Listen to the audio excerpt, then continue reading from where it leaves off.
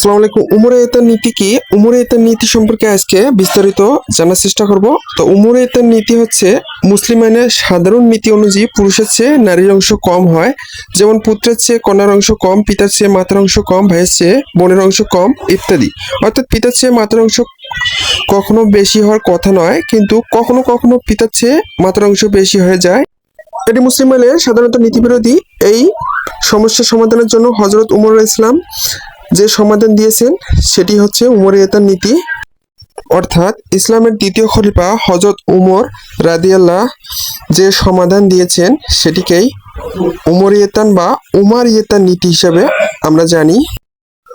উমরাইয়াতান নীতির সাধারণ সমাধান যেটি হচ্ছে হযরত উমর ইসলাম দিয়েছেন তা হলো অন্যান্য অংশীদারদেরকে তাদের অংশ প্রদান করার পর বাকি অংশ থেকে মাতা পাবেন 3/1 অংশ।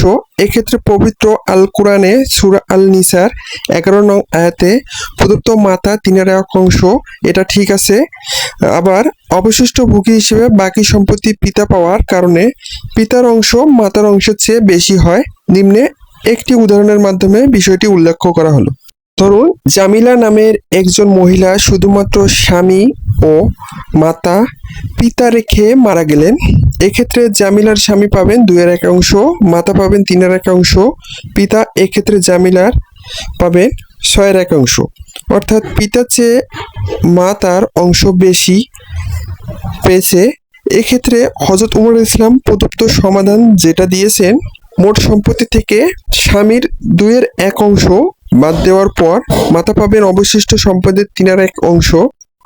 অর্থাৎ স্বামীকে 2/1 অংশ দেওয়ার পর প্রদত্ত যেটি মোট সম্পত্তি থাকবে সেটি থেকেই মাতাকে 3/1 অংশ বুঝে দেওয়ার পর বাকি সম্পদ পাবে পিতা। অর্থাৎ এখানে দেখা যাচ্ছে স্বামীকে 2/1 অংশ যখন দেওয়া হলো তখন মোট সম্পদ থেকে মাতাকে যখন 3/1 অংশ বুঝে দেওয়া হলো, বাকি সম্পদ যখন থাকবে তখন এটা ক্যালকুলেট করে আপনারা দেখতে পাবেন যে মাতার চেয়ে পিতার অংশই বেশি। অর্থাৎ এখানে মাতা কম পালো, পিতা পেলো বেশি। অর্থাৎ এই উমরাইয়াতের নীতির উদ্দেশ্য এটাই যে মাতার চেয়ে পিতার অংশটাই বেশি হওয়া উত্তম আর বেশি হবে।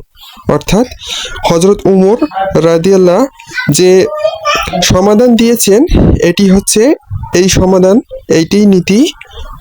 তাহলে এখানে দেখা যায় স্বামী পেয়েছে 2/1 অংশ, মাতা পেয়েছে 6/1 অংশ এবং পিতা পেয়েছে 3/1 অংশ। অর্থাৎ এটি প্রাপ্য। এটি উমরাইয়াতের নীতি। এটি উমরাইয়াতের নীতির একটি উদাহরণ। আমরা উমরাইয়াতের নীতি জানলাম, এবার আমরা জানবো হিমারিয়াতের নীতি কি। হিমারিয়াতের নীতি হচ্ছে উত্তরাধিকার সম্পত্তি বন্টনের ক্ষেত্রে প্রদত্ত আল কোরআনের উল্লেখিত ব্যক্তিদের মধ্যে অংশ বন্টন করতে হবে। কোনো ব্যক্তির পুত্র, পুত্রের পুত্র, পিতা, পিতার পিতা ইত্যাদি না থাকলে আপন ভাই অবশিষ্ট ভোগী হিসেবে সম্পত্তি পেয়ে থাকেন, কিন্তু বৈপিত্রীয় ভাই, বৈমাত্রীয় ভাই কোরআনিক অংশীদার হওয়ায় আপন ভাইয়ের আগে তাদেরকে সম্পত্তি প্রদান করতে হয়। সম্পত্তি বন্টনে কোনো কোনো ক্ষেত্রে দেখা যায় বৈপিত্রীয় ভাই সম্পত্তি প্রাপ্ত হচ্ছে কিন্তু আপন ভাই কোনো সম্পত্তি পাচ্ছেন না বা বঞ্চিত হচ্ছেন। এটি স্বাভাবিক নিয়মের ব্যতিক্রম, কারণ আপন ভাই পিতামাতা উভয়ের দিক দিয়ে সম্পর্কযুক্ত আর বৈপিত্রীয় ভাই শুধু মায়ের সাথে সম্পর্কযুক্ত। এক্ষেত্রে ইসলামের দ্বিতীয় খলিফা উমর ইসলাম প্রবর্তিত সম্পর্কিত পূর্ণ বন্টন নীতিকে হিমারিয়াতের নীতি বলে। সাধারণ নীতি অনুযায়ী অর্থাৎ উমরাইয়াতের নীতি যেটা সেই রকমই এই নীতিটাও একটু ব্যতিক্রম। অর্থাৎ হিমারিয়াতের নীতি হচ্ছে এরকম, অর্থাৎ তার বন্টন নীতি অনুযায়ী অন্যান্যদের অংশ দেওয়ার পর অবশিষ্ট সম্পত্তি বৈপিত্রীয় ভাই এবং আপন ভাইদের মধ্যে সমানভাবে ভাগ করে দিতে হবে। অর্থাৎ এই সমানভাবে ভাগ করে দেওয়াটাই হলো হিমারিয়াতান নীতি।